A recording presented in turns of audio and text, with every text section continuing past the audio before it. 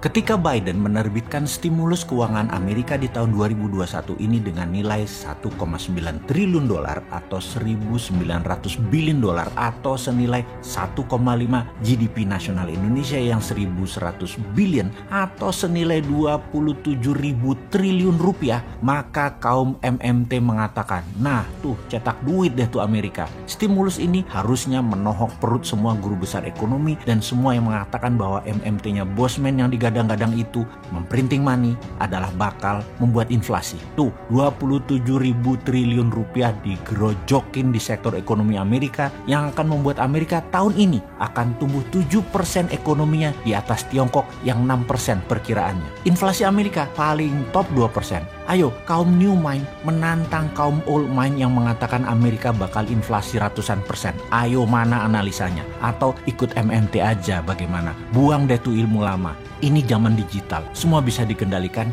dan terdata. Kita harusnya mulai dari sana, digitalisasi ekonomi. Kembali ke growth Amerika 7% tahun ini. Ingat 7% dari GDP per kapita Amerika yang 56.000 dolar itu loh ya, bukan 7% dari GDP per kapita negara seperti Indonesia yang hanya 4.100 dolar. Bayangkan tumbuh 7% dari 56.000 dolar adalah 3.900-an dolar naiknya, sama dengan GDP per kapita Indonesia naiknya. Kalau Indonesia naiknya segitu, hampir 100%, itu baru bernegara namanya. Tahun lalu Indonesia itu minus 2%, tahun 2021 ini diperkirakan naik 4% plus. Namun saya mungkin memprediksi 3%-an kayaknya realistiknya. 3% naik minus 2% tahun lalu, ya baru naik 1%. Selama 7 tahun kabinet kita saat ini GDP per kapita hanya tumbuh 20%. Bandingkan dengan Narendra Modi punya kabinet di India. Bandingkan dengan Duterte Filipina. Bandingkan dengan Vietnam deh, periodenya sama, naik semua. Dan terbukti 60%-an 3 negara itu naiknya, bukan 20 alias 3 kali Indonesia. Alamnya kaya Indonesia, letak geografisnya strategis Indonesia. Semuanya terkena imbas globalis COVID, tapi kok beda tumbuhnya? Ada apa dengan pertumbuhan ekonomi Indonesia? Masalah mendasar kalau rakyat perutnya lapar, tingginya pengangguran dan sulitnya menciptakan usaha, negara harus bertindak tepat. Bener deh, masalah mendasar karena piring di meja makan banyak warga yang kosong membuat otak sulit berpikir positif. Yuk sekarang kita cek bersama-sama. Bagaimana dengan makanan di piring masyarakat saat ini dibandingkan tahun lalu, dibandingkan 2 tahun yang lalu.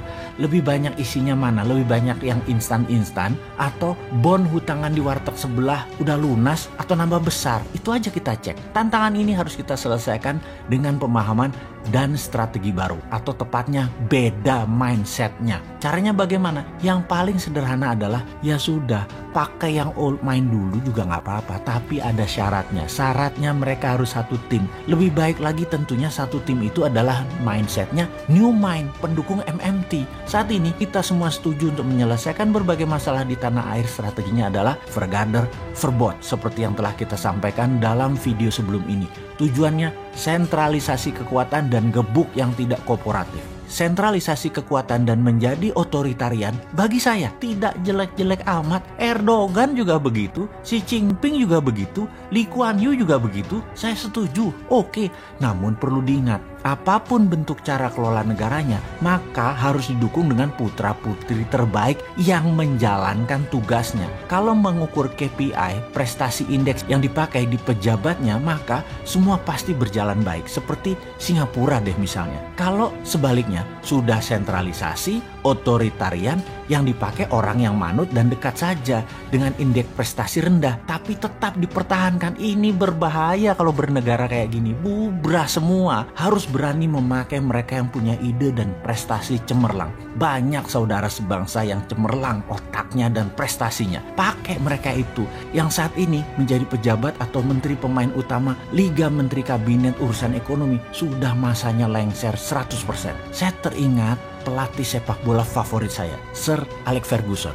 Dulu dia adalah coachnya Manchester United. Main bola itu 90 menit. Dia pasti menilai siapa yang bagus selama pertandingan dan siapa yang akan dipertahankan full main 90 menit. Di menit 60 ini kunci suksesnya dia. Kaki-kaki pemain siapapun dan di kelas apapun pasti di menit 60 mulai letih. Disinilah Alex Ferguson selalu mengganti pemain. Bisa 2 orang, bisa 3 orang. Dalam kurun waktu sisa 30 menit terakhir, strategi inilah penentu kemenangan pertandingan. Selalu orang yang dimasukkan tersebut kunci yang membuat menangnya pertandingan. Yang diganti bukan yang lemah, tetapi yang diganti yang berpengaruh. Jadi, menurut pendapat pribadi Sontoloyo, yang diganti di kabinet kali ini adalah mereka yang masuk dalam bidang ekonomi. Itu sepaket total, ganti baru, ada 6 posisi dan ganti satu tim yang memang memiliki satu irama. 6-6-nya pemain baru, fresh leg, new mind. Jangan ganti ke 6 posisi tersebut dengan tim baru, tapi baru kenal pada saat menjabat. Kalau begitu, chemistry-nya lama terbentuk. Ada kok mereka itu, sudah siap di pinggir lapangan, sepaket 6-6-nya. Lalu bagaimana kalau 6 orang pejabat itu, yang mantan ya, nanti pas digantikan mereka jadi mantan, adalah orang yang paling banyak memberi sumbangan pada posisi kemenangan jabatan kemarin. Mereka nantinya bisa ngamuk. Gampang, selama permennya ada, bagiannya ada, peluangnya ada, diberikan tetap kepada mereka, sama seperti ketika mereka menjabat jabatan politik tersebut. Mereka akan tetap senang kok. Ingat loh ya, pejabat yang diganti itu, mereka bukan kalah atau salah. Mereka digantikan juga bukan digantikan oleh orang yang lebih baik dari mereka. Mereka digantikan oleh orang yang lebih cocok dalam keadaan situasi saat ini. Bukan lebih baik, sekali lagi maaf ya, lebih cocok. Mereka berenam itu lebih cocok memang untuk membangun kemenangan. Itu memang talenta mereka. Letakkan di sana lagi, namun permennya yang sama ketika jabatan politik mereka punya. Happy deh semua pihak termasuk rakyat. Karena ekonominya tumbuh beneran 7% dalam 3 tahun ke depan ini per tahunnya. Gitu aja kok repot sih. Mengapa Bosman sangat getol mengingatkan pemerintah akan jangan berhutang, jangan tergantung pada FDI, juga kurangi ketergantungan impor, serta jangan terpesona dengan sumber daya kekuatan asing di Indonesia. Itu karena cara bernegara yang berbeda, gaya antara Mardigu Nation dengan aliran 7 presiden yang saat ini telah menjabat di Indonesia. Beda itu bukan dosa, beda itu bukan salah loh ya. Beda hanya karena melihat masalahnya beda. Saat ini si Sontoloyo ini melihat dunia akan ada 2 tabrakan besar antara 2 raksasa Tiongkok dan Amerika. Analisa ancaman melihat data. Beda-beda kemampuannya dan beda strateginya. Bisa saja si Bosman salah data. Bisa saja data benar namun ilmu tipis jadi terlihat berbeda. Namun atas nama NKRI wajib kita saling mengingatkan. Hanya sebatas mengingatkan. Apa yang diingatkan? Yang diingatkan adalah sisi yang saat ini tidak digarap rapi. Ini mau kita katakan. Walau kalau orang awam atau yang kupingnya tipis ini terlihat berbeda dan melawan. Ya sakarepmu berpendapat begitu. Gak peduli kita. Kita lanjut. Kekuatan swasta dan bottom of pyramid adalah ciri bernegara ala Mardigu Nation. Gaya bernegaranya nanti akan sangat ofensif permainannya. Model tentara Belanda melindungi VOC. Model pemerintah Tiongkok melindungi BUMN-nya di luar negeri. Model Amerika melindungi swastanya mengkoloni negara lain, menyedot sumber daya alamnya negara lain. Namun, nanti New Mind yang berkuasa di Indonesia bukan memprotek swasta besar, tapi membuat UKM bottom of pyramid yang menyerang ke luar negeri dengan perlindungan negara. Swasta besarnya juga dilindungi, tapi pokoknya yang di luar negeri, negara, tentara ikut main melindungi mereka. Mempengaruhi kebijakan negara lain itu ditarget. ASEAN bakal dimainkan. Swasta Indonesia besar kecil bakal menjadi pahlawan devisa. 14 negara Selatan Asia Pasifik pasti kita mainkan. Dalam tanda petik ya mainkannya, ini harus menguntungkan Indonesia.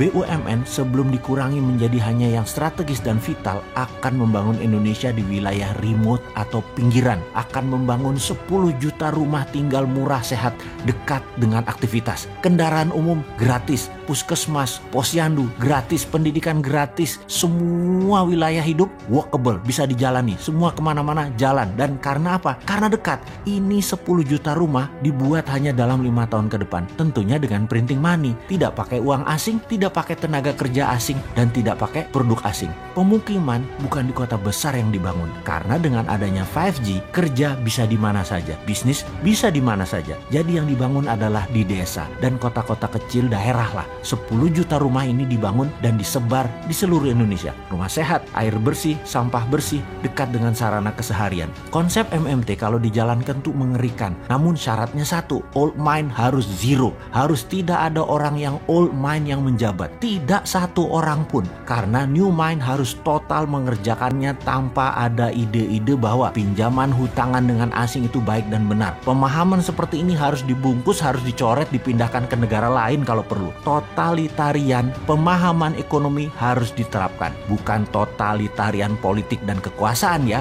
Bukan. Itu mah orang gila jabatan yang berkuasa yang mau totalitarian politik. Gak bantu rakyat itu mah berpikir kalau totalitarian jabatan. Ini yang kita bicarakan adalah totalitarian model ekonomi. Oke, gini deh. Kita mempunyai Forza Panarata 2045. Forza Panarata adalah nawacitanya Mardi Gunation. Salah satunya akan membuat GDP per kapita 10.000, akan membangun 10 juta rumah tinggal, akan menjadikan dolar di bawah 10.000 rupiah dalam waktu 5 tahun ke depan. Di tahun 2045, di zaman Indonesia emas, akan mencapai 100.000 dolar per kapita GDP-nya dan atau naik 1000% dalam waktu 25 tahun ke depan. Perlu diingat, New Mind pasti akan melawan Amerika, akan melawan Tiongkok, namun dengan cara elegan. Kekuatan tawar kita mainkan dulu dengan SWF sesungguhnya, yaitu menggunakan aset sumber daya alam dijadikan alat tekan dengan mengendalikan urat nadi jalur maritim dunia yang lewat Indonesia harus dikuasai